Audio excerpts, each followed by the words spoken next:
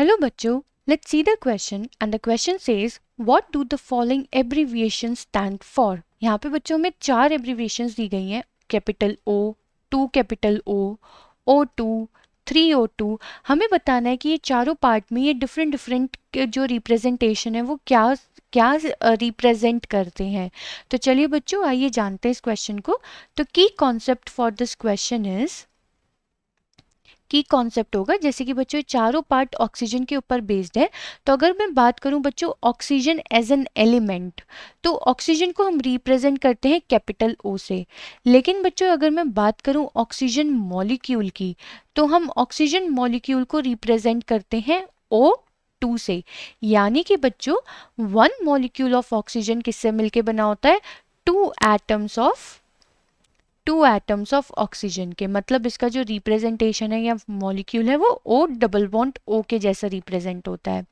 ठीक है, तो ये तो सिर्फ रिप्रेजेंट कर रहा है ऑक्सीजन यानी कि वन एटम ऑफ ऑक्सीजन को। लेकिन ये O2 जो है ये ऑक्सीजन का एक मॉलिक्यूल है जिसमें दो एटम ऑफ ऑक्सीजन एक दूसरे के साथ बॉन्डेड है। अब इसी के बेसिस पे बच्चों चलिए चारों पार्ट हम सॉल्व करते हैं। तो पहला पार्ट गिवन है बच्चों हमें कैपिटल O, यानी कि ये रिप्रेजेंट कर रहा है one atom of oxygen.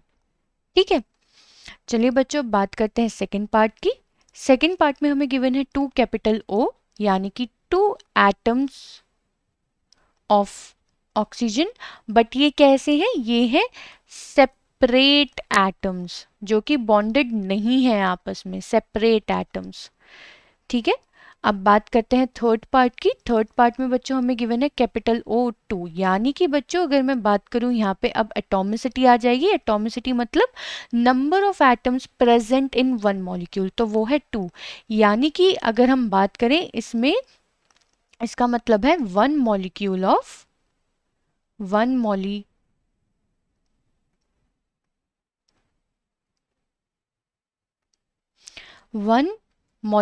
Of oxygen.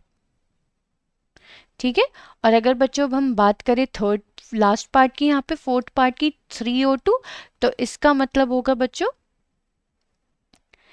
3 molecules of oxygen. I hope बच्चों आपको ये चारों पार्ट समझ में आ गए होंगे। Thank you.